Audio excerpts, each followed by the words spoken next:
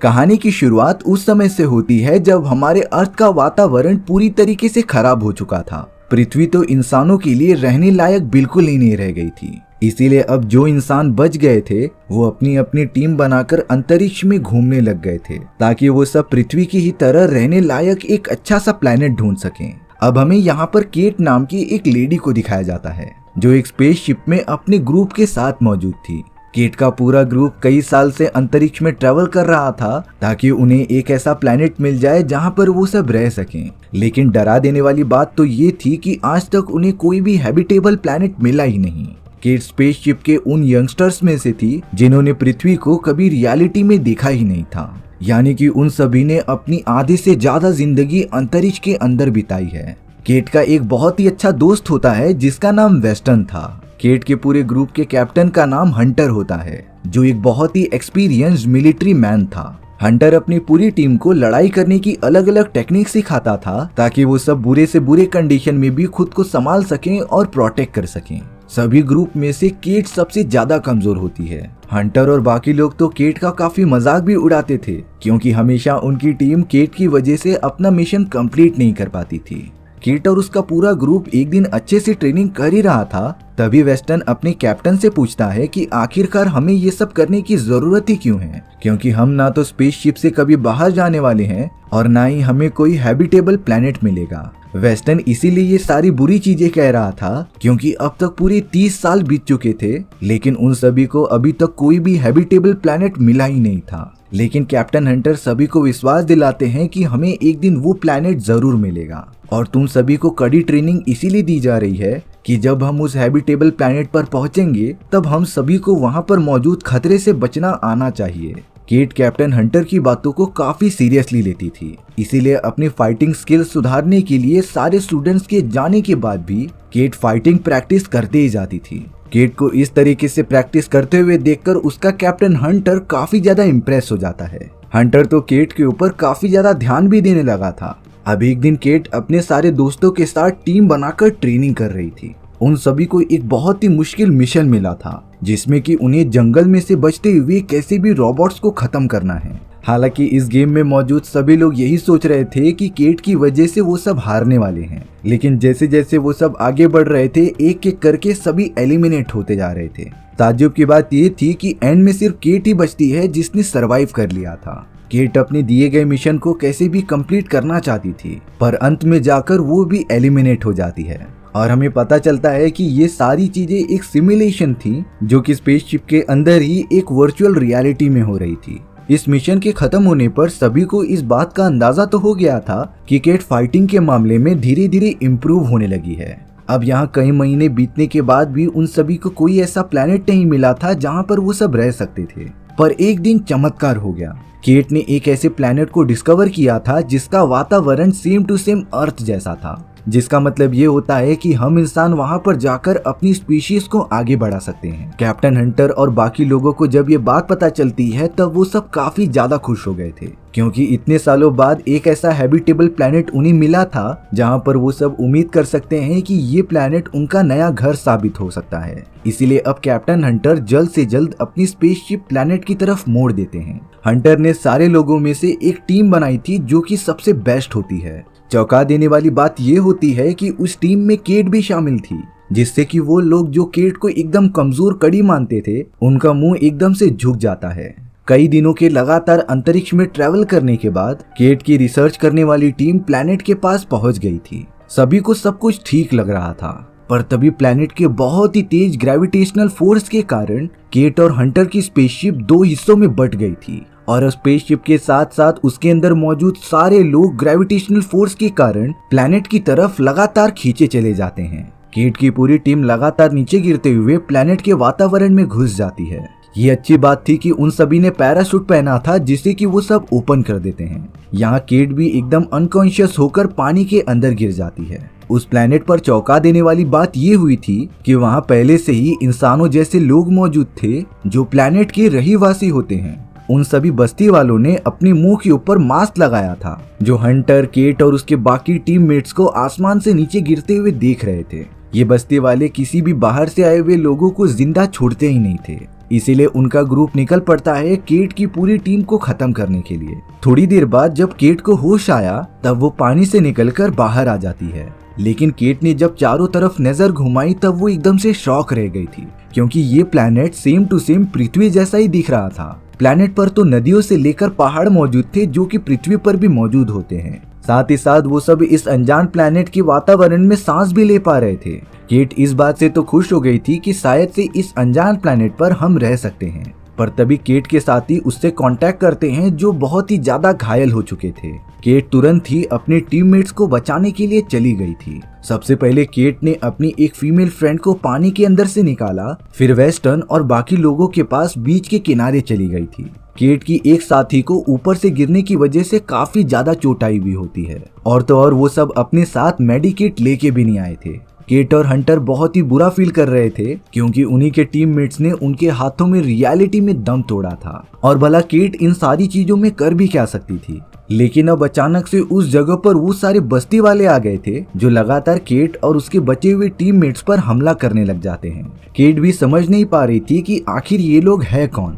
Planet के बस्ती वाले तो एकदम पागलों की तरह उनके ऊपर हमला करते ही जाते हैं। यहाँ केट एकदम से बेहोशी की हालत में हो गई थी, पर तभी वो देखती है कि उनके सामने कुछ अजीब तरीके के क्रिएचर्स थे जो प्लैनेट पे रहने वाले बस्ती वालों को काट रहे थे। इसके बाद डायरेक्टली केट की आंख कुछ घंटों बाद खुलती है।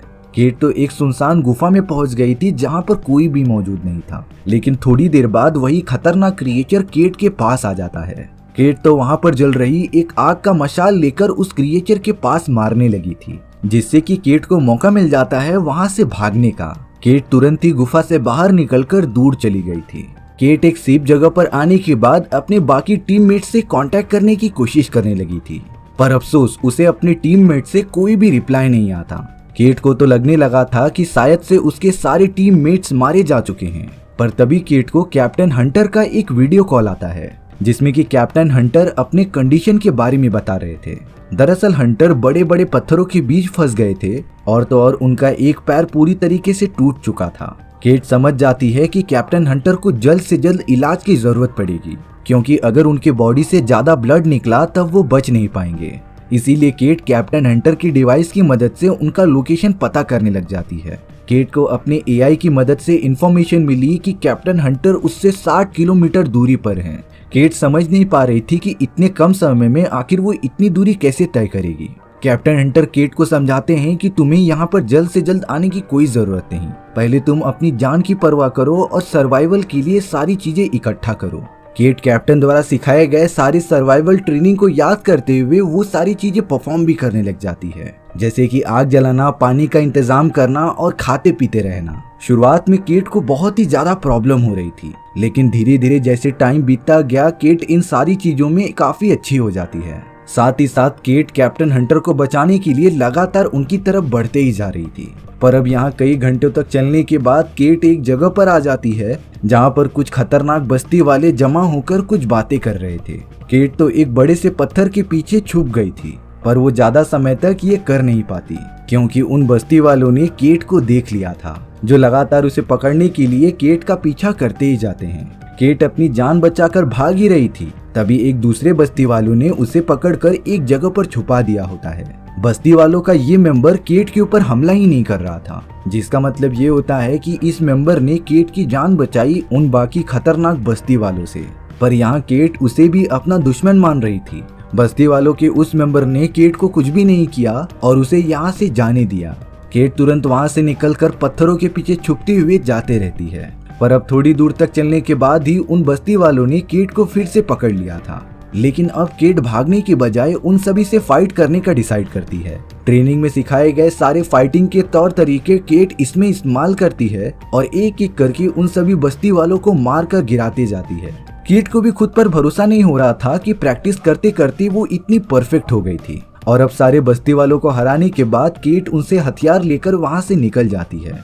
केट लगातार कैप्टन हंटर के लोकेशन को फॉलो करते हुए उनकी तरफ चली जा रही थी, पर अभी भी उसे 40 किलोमीटर का सफर तय करना था। केट ने जब कैप्टन हंटर से बात की तब वो बहुत ही ज्यादा कमजोर हो चुके थे, क्योंकि चोट लगने की वजह से बहुत सारा ब्लड उनकी बॉडी से निकल चुका था और अब उनमें जरा हिम्मत भी नहीं बची थी कि वो हिल सकें। लेकिन फिर भी केट हार नहीं मानती और लगातार कैप्टन को ढूंढते रहती है। केट चलते चलते गुफा में पहुंच गई थी, जहां पर उसे एक अनजान घोड़ा मिलता है। केट को तुरंत ही आइडिया आया कि वो घोड़े पर बैठकर काफी लंबी दूरी कम टाइम में तय कर सकती है। लेकिन यहाँ केट को वो घोड़ा काफी डरा हुआ लग रहा था और उसकी वजह बिल्कुल सामने थी। वहाँ पर तो 4 पैरों वाला एक ऐसा खतरनाक क्रिएचर आ जाता है जो बहुत ही ज्यादा खूंखार लग रहा था। उसने अपने कदम बढ़ाए केट को मारने के लिए, लेकिन केट को इन सारी क्रिएचर्स की लड़ने की अच्छी ट्रेनिंग मिली थी, इसीलिए वो अपने बचे हुए हथियार उठाती है और उस क्रिएचर के ऊपर हमला करने लग जाती है। काफी मुश्किल से अच्छे से मुकाबला करने के बाद केट ने क्रिएचर को मार गिराया था और अब वो घोड़े को लेकर अपने साथ निकल पड़ती है कैप्टन को बचाने के लिए। केट ने बचे हुए किलोमीटर्स के रास्ते बहुत ही कम टाइम में पूरे कर लिए थे और अब वो कैप्टन हंटर के लोकेशन के पास भी पहुंच गई थी।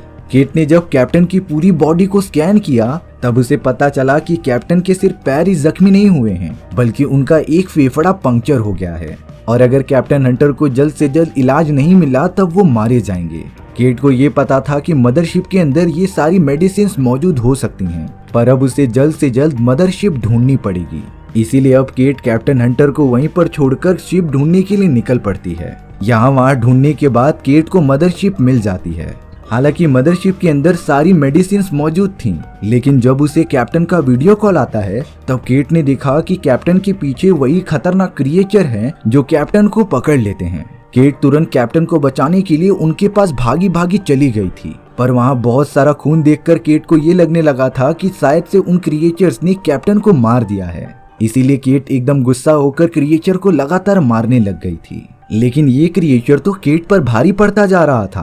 केट को भी लगने लगा होता है कि वो इससे नहीं जीत पाएगी, पर तभी केट को बचाने के लिए उन्हीं बस्ती में से मेंबर जिसने कि इससे पहले भी उसकी जान बचाई थी, वो पीछे से आकर क्रिएचर को मार गिराता है, जिससे कि केट मरने से बाल बाल बच गई थी। लेकिन केट अभी भी यही समझ रही थी कि ये बस्ती वाले भी उसके दुश्मन हैं, इसीलिए वो बस्ती के उस मेंबर पर भी हमला करने लग गई थी। उस मेंबर को तो केट के वेपन से थोड़ी चोट लग गई थी, जिससे कि काफी खून बहने लगता है। तब जाकर उस बस्ती वाले ने अपना मास्क हटाया और केट से बात किया। दरअसल उसका नाम लोगन होता है, जो यहाँ पर अपनी बेटी के साथ आया था और अब लोगन अपनी बेटी को लगातार ढूंढ रहा है ताकि वो उसे बचा सके। लोगन की बातें सुनकर केट उसके ऊपर भरोसा कर लेती है। साथ ही साथ केट ने इंसानियत के नाते लोगन के घाव को भी भरना स्टार्ट कर दिया था। केट तो लोगन के बहुत ही अच्छे फिजिक को देखकर काफी इम्प्रेस हो जाती है, क्योंकि लोगन के 6 पैक एब्स थे। केट लोगन की सारी बातें अच्छे से सुनती है और तब जाकर केट को असली रियलिटी पता चली। दरअसल ये प्लेनेट और कुछ नहीं बल्कि पृथ्वी ही होती है, जो अब इंसानों के रहने लायक हो चुकी थी। दरअसल कई सालों पहले जब पृथ्वी का वातावरण खराब हुआ था तब सारे इंसान पृथ्वी छोड़कर चले गए थे, लेकिन एनवायरनमेंट में चेंजेस के कारण ये सारे खतरनाक क्रिएचर्स भी पैदा हो गए थे, जो कि मुर्दाखोर होते हैं और हमें जान से मारना चाहते हैं। केट अपने आप को लकी मान रही थी, क्योंकि उसे लाइफ में एक बार अर्थ पर कदम रखना था और अब उसका सपना पूरा हो गया होता है। केट ने डिसाइड किया कि वो लोगन की बेटी को ढूंढने में मदद करेगी, इसीलिए वो घोड़े पर बैठकर लोगन के साथ निकल पड़ती है अपने सफर पर। रास्ते में उन दोनों ने कई सारे क्रिएचर्स का खात्मा भी किया था और अब वो दोनों लगातार चलते हुए गुफा में पहुंच गए थे, जहां पर क्रिएचर्स रहा करते थे। केट और लोगन जैसे ही अंदर जाते हैं तभी केट को वेस्टर्न और उसके कुछ बचे हुए साथी भी मिल गए थे, जिन्हें की क्रिएचर ने यहाँ पर कैद करके रखा था।